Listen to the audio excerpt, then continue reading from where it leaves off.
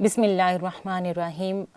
मुअज़्ज़ज़ सामीन, अस्सलामु अलैकुम वरहमतुल्लाहि वबरकातुहू। अल्लाह रब्बुल इज़्ज़त का शुक्र है कि उसने एक बार फिर हमें अपनी ज़िंदगी में माह रबीउल अव्वल की पुरनूर सातें नसीब फरमाई और ये पुरकैफ मुबारक घड़ियाँ हमें एक बार फिर अपनी ज़िंदगी में देखना नसीब हो रहा है। आज के इस प्रोग्राम और इस नशिस्त का उन्वान उन सीरीज़ के साथ है जिनका मौजू है इश्क़ रसूल सल्लल्लाहु अलैहि वसल्लम के 7 अबवाब। ये सीरीज़ अपने उन्वान से ही ज़ाहिर हो रही हैं कि ये कितनी अहम हैं और इनके तमाम सब्जेक्ट्स कितने अहम होंगे। तो मुअज़्ज़ज़ सामीन, चंद चीज़ें जो मैं आपके साथ यहाँ पर शेयर करना चाहती हूँ, उसमें बड़ी बुनियादी सी चीज़ वो ये है कि दुनिया में, हमारी ज़िंदगी में, इंसानी जज्बात में सबसे लतीफ़, सबसे खूबसूरत जज्बा मोहब्बत का जज्बा है। और ये मोहब्बत का उन्वान जब इसको हम जोड़ देते हैं हुब्बे रसूल सल्लल्लाहु अलैहि वसल्लम के साथ, तो इसकी अहमियत और इसकी खूबसूरती और बढ़ जाती है। तो हुब्बे रसूल सल्लल्लाहु अलैहि वसल्लम बुनियादी तौर पर वो नूर है जो हमारे ईमान को जिला बख्शता है, और हुब्बे रसूल सल्लल्लाहु अलैहि वसल्लम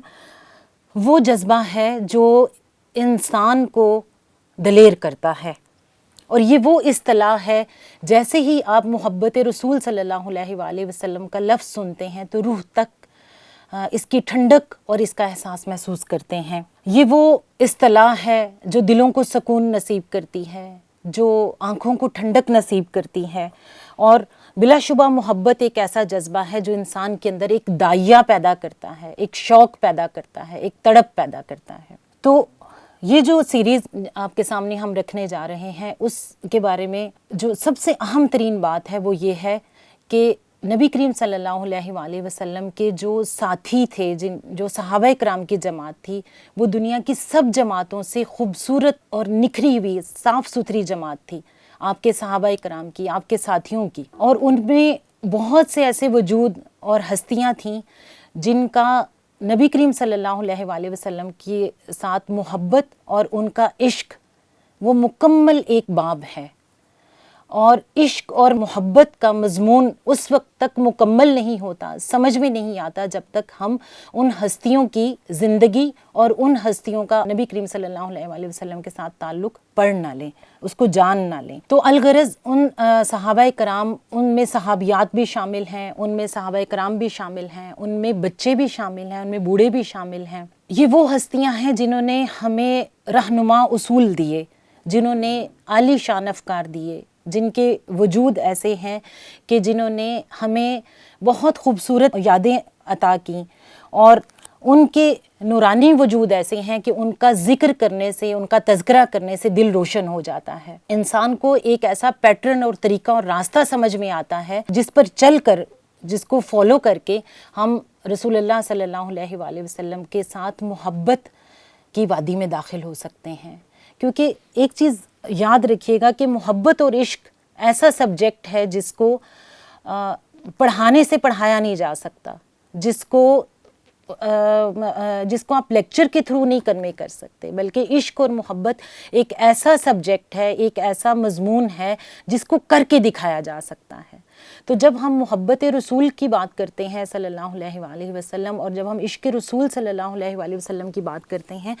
तो ये उस वक्त तक समझ में नहीं आ सकता जब तक हम उन सहाबाए किराम और उन सहाबियात की ज़िंदगियों को ना पढ़ लें जिन्होंने अपने शब व रोज़ नबी करीम सल्लल्लाहु अलैहि वसल्लम की मोहब्बत में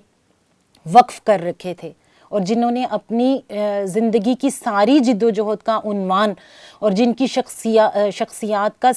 सारा ख़मीर वो हुब्बे रसूल सल्लल्लाहु अलैहि वसल्लम पर उस्तवार था। उन्हीं शख्सियात में, उन्हीं नूरानी हस्तियों में एक बहुत बड़ा नाम है, बहुत खूबसूरत नाम है हज़रत उम्मे शुरैक रज़ियल्लाहु ताला अन्हा का। सैयदा उम्मे शुरैक रज़ियल्लाहु ताला अन्हा एक ऐसी खातून थी जो नबी करीम सल्लल्लाहु अलैहि वसल्लम पर ईमान लाई, दायरा इस्लाम में दाखिल हुई,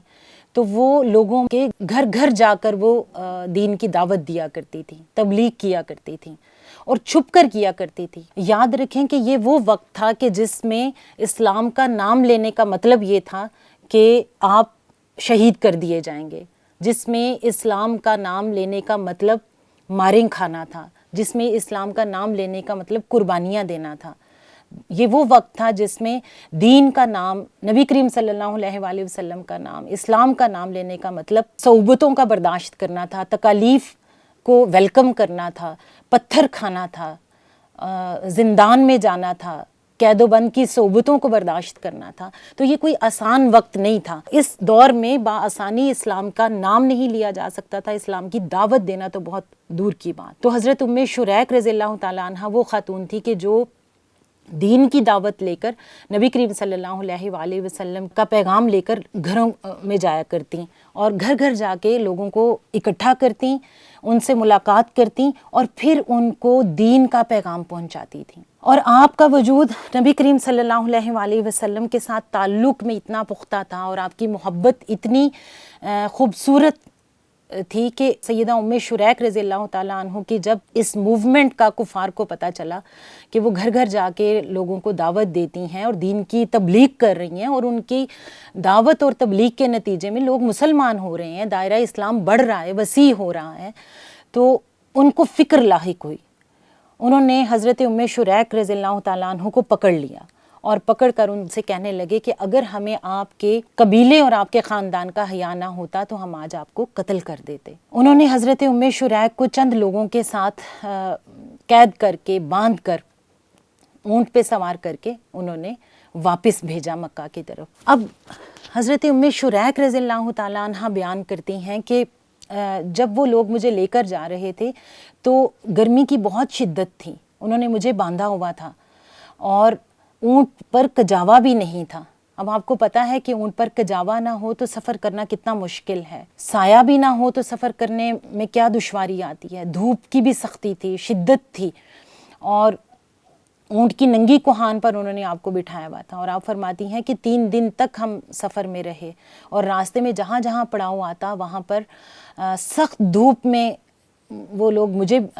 بٹھا دیتے، خود چھاؤں میں بیٹھ جاتے، سائے میں بیٹھ جاتے، اور مجھے باندھے بھی رکھتے۔ حضرت ام شریک رضی اللہ تعالیٰ عنہ کی یہ قربانی، آپ کے یہ ساری داستان سن کر انسان کا دل دہل جاتا ہے کہ وہ کیسی عظیم خاتون تھیں، کیسی عظیم داعیہ تھی، وہ کیا جذبہ تھا ان کے اندر جو ان کو یہ ساری قربانی کرنے کے لیے مجبور کر رہا تھا، اور ان کے لیے یہ سب کچھ کرنا بہت آسان تھا۔ وہ کیا لذت تھی ایمان کی جس کی حلاوت وہ لے رہی تھیں۔ تو وہ فرماتی ہیں کہ جب یہ لوگ مجھے لے کر جا رہے تھے تو راستے میں 3 دن ہمیں لگے، اور کوئی کجاوا نہیں، کوئی چیز نہیں، اور اس طرح باندھ کر لے کر جا رہے تھے کہ کوئی سپورٹ نہیں تھی کسی بھی طرح کی۔ تو 3 دن اور 3 راتوں کا وہ سفر تھا جو انہوں نے کیا۔ وہ فرماتی ہیں کہ 3 دن تک میں نے زمین پر کسی چلنے والی چیز کی آواز نہیں سنی، لیکن جب بھی کہیں پر نبی کریم صلی اللہ علیہ وآلہ وسلم کی دین کی بات آتی، دین کی بات پوچھتے، تو میرا کلیجہ ٹھنڈا ہو جاتا، خوشی سے ٹھنڈا ہو جاتا، آنکھیں کھل جاتی، اور میں با اختیار میری زبان سے نکل جاتا کہ کیا بات ہے میرے نبی کریم صلی اللہ علیہ وآلہ وسلم کی اور ان کے دین کی۔ اور اس کیفیت میں بھی آپ اپنی دعوت اور اپنی تبلیغ کی آپ لذت کو محسوس کرتی اور باور کرواتی اور احساس دلاتی جو لوگ آپ کو ساتھ لے کر جا رہے تھے۔ تو آپ فرماتی ہیں کہ ایک دن ایسا آیا کہ جو لوگ مجھے لے کر جا رہے تھے انہوں نے مجھے ایک جگہ باندھ دیا، پیاس بڑی شدید تھی، اور پانی پینے کو دیتے نہیں تھے، روٹی کھانے کو نہیں دیتے تھے، اور اس تکلیف اور اس اذیت میں وہ ایک جگہ پر انہوں نے پڑاؤ کیا۔ تو وہ کیا کہتی ہیں کہ میں نے اچانک دیکھا کہ ایک پانی کا ڈول برآمد ہوا ہے، اور میں نے اس سے تھوڑا سا پانی پی لیا، لیکن پیاس کی طلب ابھی باقی تھی۔ پھر کچھ تھوڑی دیر کے بعد پھر ایک ڈول آیا، انہوں نے پھر اس میں سے پانی پیا، پھر پیاس کی طلب باقی تھی، پھر تیسری بار ڈول آیا، پھر وہ پانی آپ نے پیا۔ یہ ساری تفصیل حضرت امام ابو امیم حلیۃ الاولیاء میں یہ درج فرماتے ہیں، اور اس میں انہوں نے یہ سارا لکھا بیان۔ تو تیسری بار بھی ڈول آیا اور آپ نے پانی پیا، اور اس کے بعد کچھ اپنے کپڑوں پر بھی چھڑکا۔ تو جیسے ہی وہ لوگ جو آرام کر رہے تھے وہ بیدار ہوئے، اور انہوں نے بیدار ہو کر پوچھا کہ یہ پانی کہاں سے آیا ہے۔ انہوں نے پانی کے آثار اور اثرات دیکھے تو انہوں نے کہا کہ یہ پانی کہاں سے آیا، کیا آپ نے ہمارے مشکیزوں میں سے پانی پیا ہے؟ تو حضرت ام شریک رضی اللہ تعالیٰ عنہا فرماتی کہ نہیں، تم اپنے مشکیزے اپنے سارے ڈول دیکھ لو، اس میں کیا کوئی پانی کہیں پر کم ہے؟ تو انہوں نے سارا جائزہ لیا اور اس کے بعد وہ آ کر کہنے لگے کہ پانی تو ہمارا کہیں پر بھی کم نہیں ہے، پھر آپ کے پاس یہ پانی کہاں سے آیا؟ تو وہ فرماتی ہیں کہ جیسے ہی انہوں نے یہ جملہ بولا تو میں نے اسی وقت بولا کہ تم نے ابھی میرا دین نہیں پہچانا، ابھی تم میرے عقیدے کو نہیں جان سکے، کیا تم ابھی پہچان نہیں سکے کہ میں جس دین کے ساتھ وابستہ ہوں، جس شخصیت کے ساتھ میری محبت ہے، اس کی حقیقت کیا ہے؟ تو یہ بات اور یہ جملہ سنتے ہی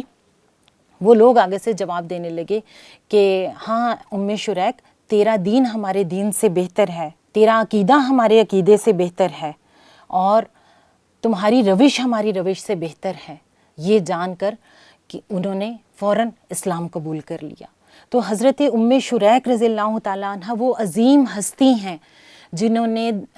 نہ صرف اسلام قبول کیا، نہ صرف دائرہ اسلام میں خود داخل ہوئیں، بلکہ ان نامصائب حالات میں، ان مشکل ترین گھڑیوں میں جس میں اسلام کا نام لینا آسان نہیں تھا، دعوت دینا بہت مشکل کام تھا، ان حالات میں وہ عظیم خاتون اللہ کے دین کی دعوت لے کر، نبی کریم صلی اللہ علیہ وآلہ وسلم کی محبت کا پیغام لے کر وہ لوگوں کے گھروں تک جاتی۔ پھر جو لوگ آپ کو قید کر کے ساتھ لے جا رہے ہیں وہ کفار ہیں،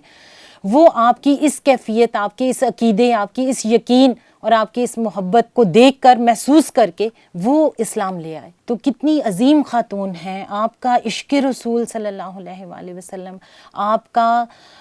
خواتین کے کردار میں ایک بڑا باب، اس کو جاننا، پہچاننا ہم خواتین کے لیے بہت ضروری ہے، تاکہ ہمیں یہ اندازہ ہو سکے کہ آج کے جن حالات میں ہم ہیں، یہ حالات تو بہت سازگار ہیں، آج تو ہم جہاں چاہیں اپنی بات کر سکتے ہیں، پہنچا سکتے ہیں، لیکن وہ حالات کیسے تھے، وہ کیسا وقت تھا؟ ان حالات، اس وقت میں عشق رسول صلی اللہ علیہ وآلہ وسلم کی